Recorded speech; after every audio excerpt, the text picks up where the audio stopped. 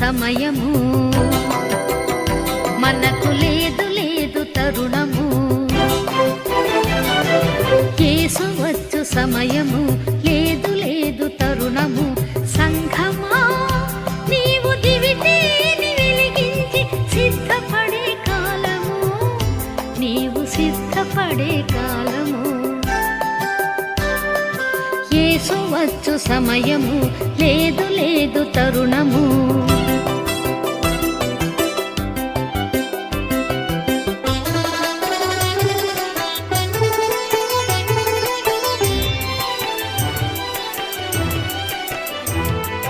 పాపులకు చెరలు ఏడేళ్ల శ్రమలు, పాపులకు చెరలు ఏడేళ్ల శ్రమలు.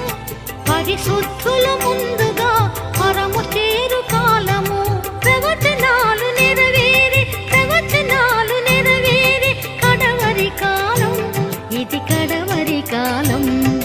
యేసు వచ్చు సమయము, లేదు లేదు తరుణము.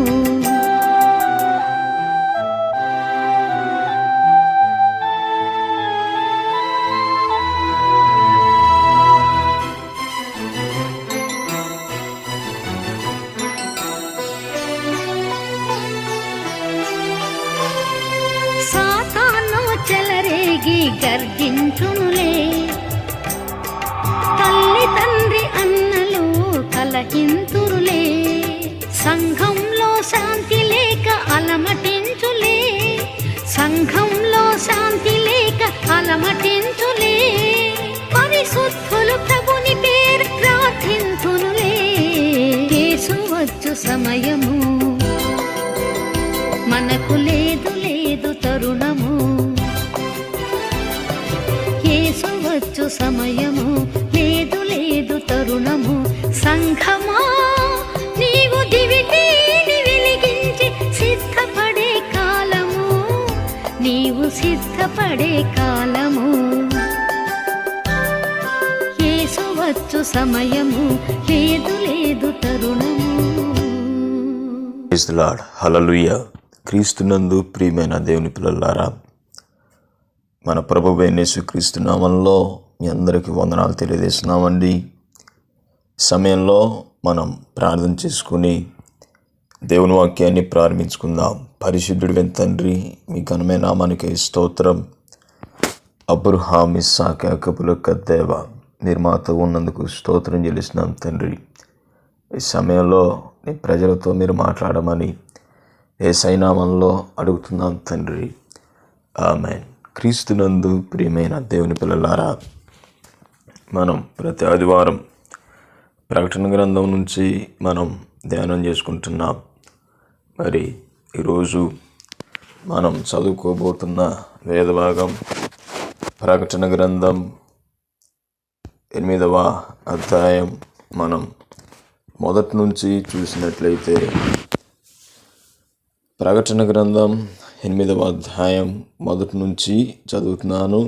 అందరూ బైబిల్ తెరిచి చూడవలసిందిగా మీ అందరికీ మనవి చేస్తున్నాను. ఆయన 7వ ముద్రను విప్పినప్పుడు పరలోకమందు ఇంచుమించు అరగంట సేపు నిశ్శబ్దముగా ఉండెను. అంతటా నేను దేవుని ఎదుట నిలుచు 7 దూతలను చూచితిని. వారికి 7 బూరలు ఇయ్యబడెను. మరియు సువర్ణ ధూపార్తి చేత పట్టుకొని ఉన్న వేరొక దూత వచ్చి బలిపీఠం ఎదుట నిలవగా, సింహాసనము ఎదుట ఉన్న సువర్ణ బలిపీఠము పైన పరిశుద్ధులందరి ప్రార్థనలతో కలుపుటకై అతనికి బహు ధూపద్రవ్యములు ఇయ్యబడెను. అప్పుడు ఆ ధూపద్రవ్యముల పొగ పరిశుద్ధుల ప్రార్థనలతో కలిసి దూత చేతిలో నుండి పైకి లేచి దేవుని సన్నిధిని చేరెను. ఆ దూత ధూపార్తిని తీసుకొని బలిపీఠము పైనున్న నిప్పులతో దానిని నింపి భూమి మీద పడవేయగా, ఉరుములు, ధ్వనులు, మెరుపులు, భూకంపములను కలిగెను. అంతటా ఆ 7 బూరలు పట్టుకున్న 7 దేవదూతలు ఊదుటకు సిద్ధపడిరి. హల్లెలూయా. క్రీస్తునందు ప్రియమైన దేవుని పిల్లలారా, మనం చదవబడిన ఈ యొక్క ప్రకటన గ్రంథం ఎవరు రాశారు?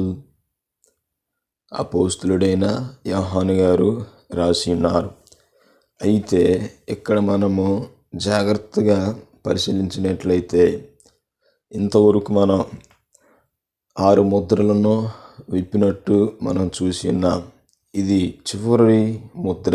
ఈ చివరి ముద్ర అనగా ఈ 7వ ముద్ర పరలోకంలో యేసు ప్రభువుల వారు విప్పినప్పుడు ఇంచుమించు అరగంట సేపు నిశ్శబ్దంగా ఉందనేసి మనం ఎంతో క్లియర్గా ఇక్కడ మనం తెలుసుకుంటున్నాం. అంతటా నేను దేవుని ఎదుట నిలుచు 7 దూతలను చూచి తిని, వారికి 7 బూరలు ఇయ్యబడిను. మరియు సువర్ణ ధూపార్తి చేత పట్టుకొని ఉన్న వేరొక దూత వచ్చి బలిపీఠము ఎదుట నిలవగా, సింహాసనం ఎదుట ఉన్న సువర్ణ బలిపీఠము పైన పరిశుద్ధులందరి ప్రార్థనలతో కలుపుటకై అతనికి ఈ ధూపద్రవ్యములు ఇవ్వబడ్డాయి. ప్రియమైన దేవుని బిడ్డలారా, నేను ఈ వాక్యాన్ని ధ్యానిస్తున్నప్పుడు ఇంకా ప్రజలకి కనపడి వాక్యం చెప్పడం కన్నా నాకు నేను మహాసభల్లో వాక్యం చెప్పాలని ఇంట్రెస్ట్ పోయింది. ఇక్కడ మనం జాగ్రత్తగా చూసినట్లయితే అన్నిటికన్నా శ్రేష్టమైన మార్గం ఏదైనా ఉన్నదంటే ప్రార్థనే. దేవుని బిడ్డలారా, దేవుని సన్నిధిలో మనం ప్రార్థన చేసినప్పుడు మన ప్రార్థన ఒక ధూపము వలె ప్రభు సన్నిధానానికి వెళ్తుందనేసి మనం ఇక్కడ స్పష్టంగా చూస్తున్నాం. ప్రతి క్రైస్తవునికి, విశ్వాసునికి, సేవకులకు అన్నిటినీ అనుసంధానం చేసింది ఏంటండి? అమ్మిక దబ్బర్తిన కాదు. దేవుని సన్నిధిలో దేవుని సన్నిధానాన్ని మనం అనుభవించాలంటే మనకేముండాలి? ప్రార్థన ఉండాలి. హల్లెలూయా. ఆ ప్రార్థన మనం ఎప్పుడైతే చేస్తామో మన ప్రార్థన దేవుని సన్నిధికి ధూపము వలె, ధూమం వలె ఎగురుతూ ఉంటుంది. అందుకని ఆయన అంటాడు, నాకు మొరపెట్టుము, నేను నీకు ఉత్తరమిస్తాను అనేసి ఆయన అన్నాడు. పూర్వం మనం ప్రకటన గ్రంథంలో 7వ అధ్యాయంలో మనం కానీ చూసినట్లయితే హతసాక్షుల గుంపు గురించి మనం తెలుసుకుని ఉన్నాం. ఆ తర్వాత ఏం జరిగింది? ఈ యొక్క 7వ ముద్ర విప్పినప్పుడు పరలోకమందు ఇంచుమించు అరగంట సేపు నిశ్శబ్దముగా ఉంది. అంటే మనం పాట పాడతాం, మ్యూజిక్ సిస్టమ్ మీద పాట పాడినప్పుడు పల్లవాడిన తర్వాత పల్లవకి చరణానికి మధ్యలో ఏం జరుగుతుంది? ఇంటర్లూడ్ వస్తుంది. ఈ ఇంటర్లూడ్లో మ్యూజిక్ వస్తుంది. మ్యూజిక్ వచ్చినప్పుడు పాట పాడగలమా? పాడలేం. పరలోకంలో ఏం జరిగిందంట? నిశ్శబ్దం జరిగింది. నిశ్శబ్ద వాతావరణం సంభవించింది. ఈ నిశ్శబ్ద వాతావరణం పరలోకంలో అరగంట సేపు ఉన్నది. దేవదూతలన్నీ మౌనమైపోయాయి, జయధ్వనులతో మౌనమైపోయాయి. ఈ లోకంలో మనకి ఎన్ని పనులు ఉంటాయండి? అన్ని పనులు కన్నా పరలోకం ఇంకా 10 రెట్లు ఎక్కువగా ఉంటుంది. భూమి మీద ఉన్న మానవ జనాభా కన్నా పరలోకంలో దూతగణాలే ఇంకా హైయెస్ట్ లెవెల్లో ఉంటారు. అయితే ఈ ముద్రను విప్పినప్పుడు ఇంచుమించు అరగంట సేపు నిశ్శబ్దముగా ఉన్నది. మనల్ని అరవకుండా అరగంట సేపు ఉండగలవని ఉండలేం. అయితే దేవుని బిడ్డలారా, పరలోకంలో దేవదూతలు కూడా ఏం చేశాయి? అరగంట సేపు నిశ్శబ్దముగా ఉన్నాయి. అంతటా నేను దేవుని ఎదుట నిలుచు 7 దూతలను చూచి తిని. దేవుని దగ్గర ఎంతమంది ఉన్నారు? 7 దేవదూతలు ఉన్నారు. వారికి ఏమి ఇవ్వబడింది? 7 బూరలు ఇవ్వబడ్డాయి. దేవుని బిడ్డలారా, మనం కానీ చూసినట్లయితే ఈ 7 బూరలు ఊదినప్పుడు ఒక్కొక్క బూర ఒక్కొక్క విధానానికి సాదృశ్యంగా ఉంటుంది. ఇశ్రాయేలు ప్రజలను నడిపించినప్పుడు మోషేకి ఏమి ఇవ్వబడ్డాయి? 2 వెండి బూరలు ఇవ్వబడ్డాయి. ఈ యొక్క బూరెలను ఊదినప్పుడు ఎన్ని బూరలు ఇవ్వబడ్డాయి? 2 వెండి బూరలు ఇవ్వబడ్డాయి. అయితే వీటిని ఊపేది ఎవరండి? అహరోను కుమారులే. మొదటి బూర ఊదినప్పుడు అక్కడికి ఎవరు రావాలి? పెద్దలు రావాలి, అంటే అఫీషియల్స్ రావాలి. ఏంటి, ఎందుకు రమ్మన్నారు అనేసి ఈ కబురేందనేసి వాళ్ళందరూ తెలుసుకుని ఆ బూర మోగానే వచ్చేవాళ్ళు. అదే 2 బూరలు ఒకేసారి మోగితే అందరూ కలిసి సమాజ మందిరానికి రావాలనేసి వారికి అర్థం వస్తుంది. అయితే దేవుని బిడ్డలారా, ఇక్కడున్న దేవదూతలకి ఎన్ని బూరలు ఇవ్వబడ్డాయి? ఒక్కొక్క దేవతకి ఒక్కొక్క బూర ఇవ్వబడింది. మరియు సువర్ణ ధూపార్తి చేత పట్టుకొని ఉన్న వేరొక దూత వచ్చి బలిపీఠము ఎదుట నిలవగా, సింహాసనం ఎదుట ఉన్న సువర్ణ బలిపీఠము పైన పరిశుద్ధులందరి ప్రార్థనలతో కలుపుటకై అతనికి బహు ధూపద్రవ్యములు ఇవ్వబడేను. మూల భాషల్లో చూసినట్టయితే ఇచ్చుటకై, అంటే ఈ దేవుని యొక్క సన్నిధానంలో ఉండి ఈ భూలోకంలో మనం చేసే ప్రతి ప్రార్థన దేవదూతలు కొనుక్కోబడుతున్నాయి. హల్లెలూయా. దేవుని సన్నిధిలో నుంచి మనం చేసే ప్రతి ప్రార్థనకు జవాబు రావడానికి సిద్ధంగా ఉన్నాయి. ఈరోజు దేవునికి మనం నమ్మకంగా ప్రార్థన చేసినట్లయితే నీ మొర ఆయన విని ఆయన ఏం చేస్తాడు? నిత్యముగా నీకు ఆ మనవని, ఆ ఈవిని నీకు అనుగ్రహించగలడు. నా నామమున నన్నేమి అడిగినను నేను అది చేస్తాననేసి ఆయన అన్నాడు. దేవుడు మనలో కోరుకునేది ఏంటంటే ఆయనతో గడపటమే ఎక్కువగా ఆయన మనల్ని కోరుకుంటారు. ఈరోజు మనం పాటలు పాడతాం, ఆరాధనలు చేస్తాం, ప్రసంగాలు చేస్తాం, కానీ ఏమి తక్కువ చేస్తాం? ప్రార్థన తక్కువగా చేస్తాం. ప్రార్థన మనల్ని దేవుని దగ్గరకు చేరుస్తుంది. ప్రార్థన చేసినప్పుడు మన సమస్యలు పోతాయి. ప్రార్థన చేసినప్పుడు మన జీవితంలో కలిగే గందరగోళాలు అన్నీ సర్వనాశనం అవుతాయి. ప్రార్థన చేసినప్పుడు నీకున్న భయంకరమైన పరిస్థితిని ఆయన ఆ భయంకరమైన స్థితి నుంచి నిన్ను బయటికి తీసుకుని వస్తారు. మరణకరమైన సంభవం జరిగినప్పుడు ప్రార్థన నిన్ను రక్షిస్తుంది, స్వస్థత పరుస్తుంది. ఒక ఆయన బైబిల్లో ప్రార్థన చేశాడు. ఆయన పేరు హిజ్కియా. మరణకరమైన రోగం వచ్చినప్పుడు ఆయన ప్రార్థన చేశాడు. ప్రభువా, నన్ను ఒకసారి కనికరించు, పూర్వము నీ ఎదుట నేనున్న భక్తి క్రియలను ఒక్కసారి జ్ఞాపకం చేసుకో ప్రభువా, నాకు చనిపోవాలని లేదనేసి ఆయన ప్రార్థన చేసినప్పుడు ఏ ప్రవక్త నోట నుండి అయితే ఆ వాకు వచ్చిందో, హిజ్కియా నువ్వు చస్తున్నావు, నీళ్ళు నీవు చక్కబెట్టుకో అనేసి చెప్పిన ఆ ప్రవక్త తిరిగి వచ్చి ఏం చేశాడు? నువ్వు చనిపో, నీవు 15 సంవత్సరాలు బ్రతికి ప్రజలను ఏల్తావు అనేసి ఆజ్ఞాపించి వెళ్ళాడు. హల్లెలూయా. ప్రియమైన దేవుని బిడ్డలారా, ఎలాంటి అనుభవం నీకుందా? హిజ్కియా వలె నువ్వు కన్నీళ్ళు విడిచి దేవుని సన్నిధానంలో ప్రార్థించినట్లయితే ఆ ప్రార్థన సువాసన ధూపము వలె పరలోకానికి చేరుతుంది. ఒకవేళ నీ ప్రార్థనలో లోపాలు, పాపాలు ఉన్నట్లయితే ఆ ప్రార్థన దేవుని సముఖానికి చేరదు. మరి ఎక్కడ చేరుతుంది? ఏమిటి అంటే, దేవుడు ఆకాశ మండలంలో దురాత్మలను, వాటికి ఏకీభవించిన వాటి యొక్క అనుచరులను, ఈ లూసిఫరును పట్టుకొని ఏం చేశాడు? కిందకి పడద్రోశాడు.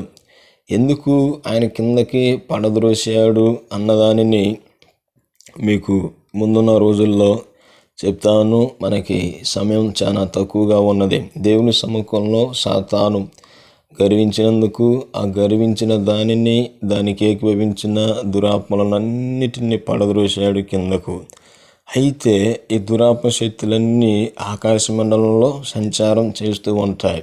కొత్త నిబంధనలో మనం చూసినట్లయితే దేవుని బిడ్డలారా, మీరు పోరాడినది శరీరులతో కాదు, ఆకాశమండలంలో సంచరించు అంధకార దురాత్మ శక్తులతో అనేసి పౌలు గారు చెప్తారు.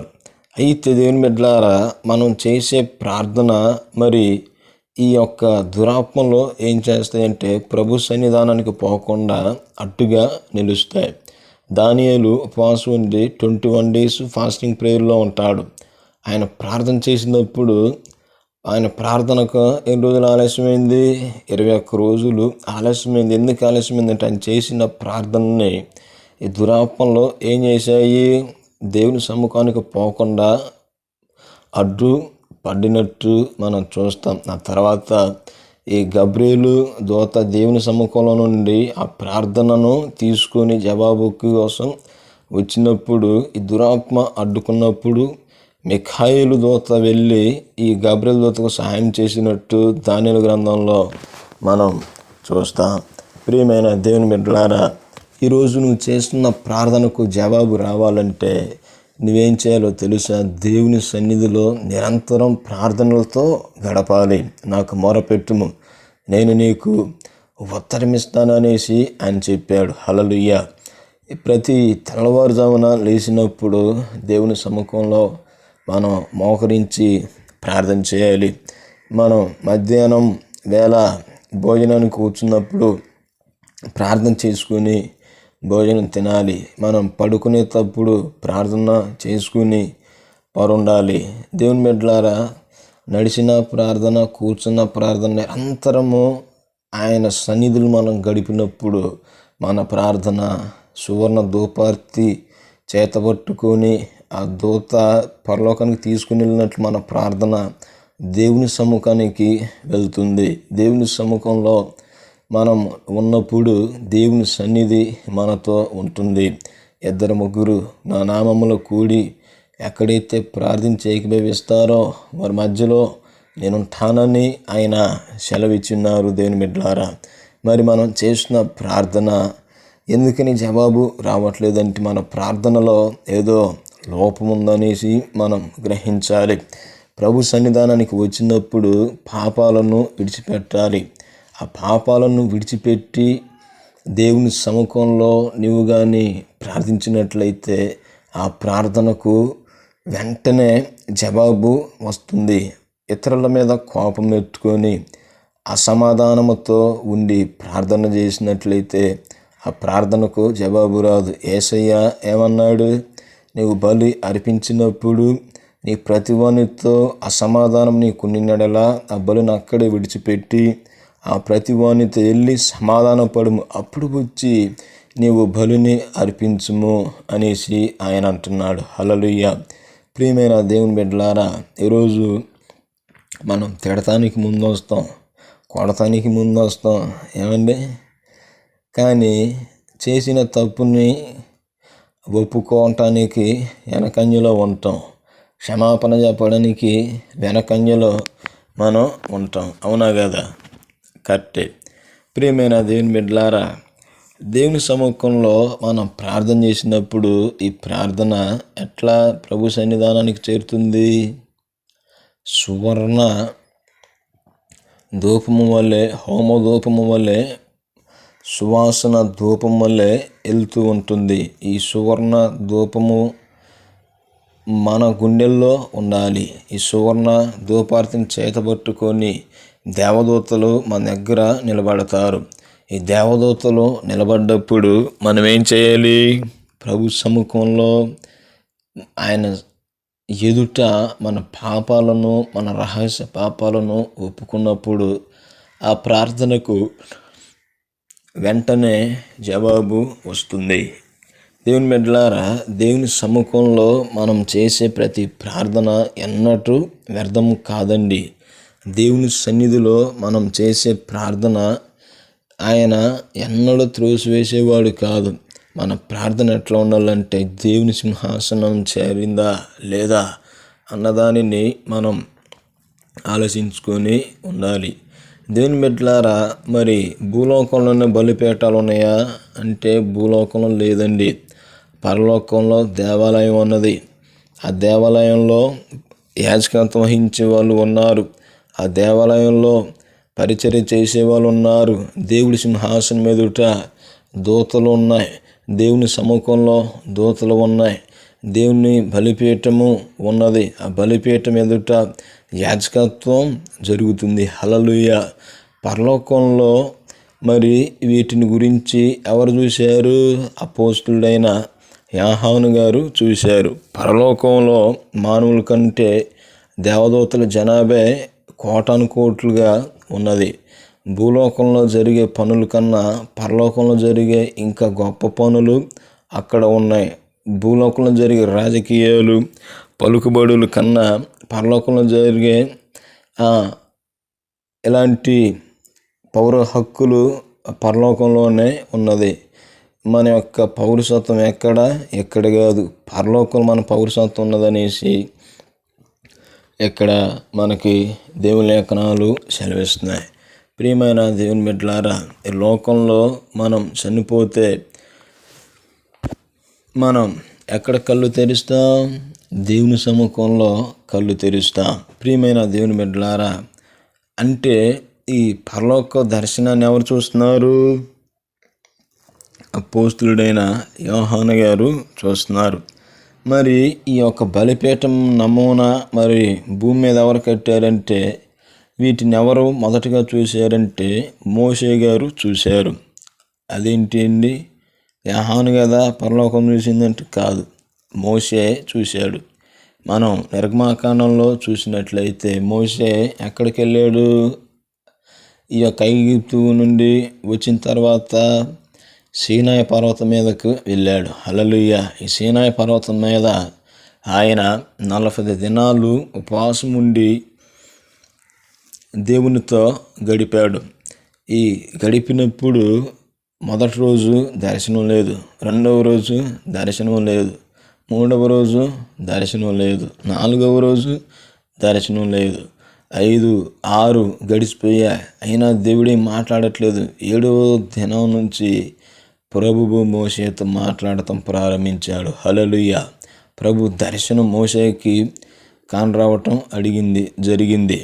అయితే మోషే ఎక్కడి నుంచి ఎక్కడ కొనుక్కోబడ్డాడు? దర్శనంలో పరలోకానికి కొనుక్కోబడ్డాడు.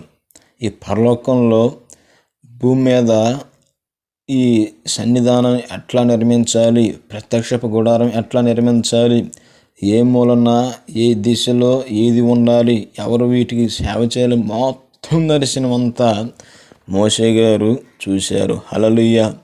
ఆయన చూసి 40 దినాలు దేవుని సముఖంలో ఫాస్టింగ్ ఉండి అయిపించుకొని కిందకు వచ్చినప్పుడు వారు చేసిన పాపాలు, వారు చేసిన భయంకరమైన దుశ్చర్యలకే మోషే కోపగించి దేవుడిచ్చిన ఆ నిబంధన మందసాలను కూడా పగలగొట్టినట్టు మనం నిర్గమాకాండంలో చూస్తాం. అయితే దేవుని బిడ్డలారా, తర్వాత మరలా దేవుడు వాటిని ఇచ్చాడు. అయితే ఈసారి ఏం జరుగుతుందంటే, పరలోకంలో చూసిన ఆ దర్శనాలను వాటి కొలతల లెక్క ప్రకారము భూలోకంలో బెసలేలు అనబడిన ఒక ప్రజ్ఞావంతుడిని తీసుకొని అతనికి చెక్కినప్పుడు అతడు ఈ ప్రత్యక్షపు గుడారపు నమూనా, ఆ ధూపార్తులను, ఆ యొక్క దీపస్తంభములను, దేవునికి కావలసిన ఆల్టార్ను అన్నిటినీ అతడు సిద్ధం చేసినట్లు మనం చూస్తాం. ఆ తర్వాత సొలొమోను గారికి దేవుడు దివ్యమైన జ్ఞానాన్ని ఇచ్చి గొప్ప మందిరాన్ని నిర్మించినట్లు మనం వేద భాగాలలో చూస్తాం. తర్వాత వాటిని కూలిపేసి ఉన్నారు. ఇప్పటికీ కూడా వారికి దేవాలయం అనేదే లేదు. అయితే ఫ్యూచర్లో దేవుడు వారికి ఏ దర్శనాలను చూపించబోతున్నాడు? ఒక దేవాలయం అనేది వాళ్ళు కడతారు. ఆ కట్టిన దేవాలయంలో అంత్యక్రీస్తుని వాడు వచ్చి నివాసం చేస్తాడు. అయితే దేవుని బిడ్డలారా, ఇక్కడ మనం జాగ్రత్తగా గమనించినట్లయితే దేవుడు అంటాడు సమరయ స్త్రీతో, మీరు ఇప్పటి వరకు దేవాలయానికి వచ్చి మీరు అర్పించారు, కానీ దేవుని ఆరాధించే ఒక కాలం వచ్చింది. ఆ కాలము దగ్గరలోనే ఉన్నది. దేవుడు ఆత్మ గనుక ఆయనను ఆరాధించువారు ఆత్మతోనూ సత్యముతోనూ ఆయనని ఆరాధించాలనేసి ఆయన ఆ స్త్రీతో చెప్పి ఉన్నాడు. హల్లెలూయా.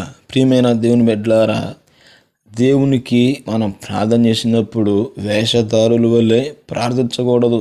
రహస్యముందు చూస్తున్న నీ దేవుడు నీకు ప్రతిఫలం ఇవ్వాలంటే నువ్వు వెళ్ళి నీ తలుపునకు గడియలు వేసుకొని ఎవరు చూడకుండా నీ నోటి మాటలు ఎవరికి వినపడకుండా దేవునితో మాట్లాడినప్పుడు ఆ ప్రార్థన దేవుని సముఖానికి చేరుతుంది.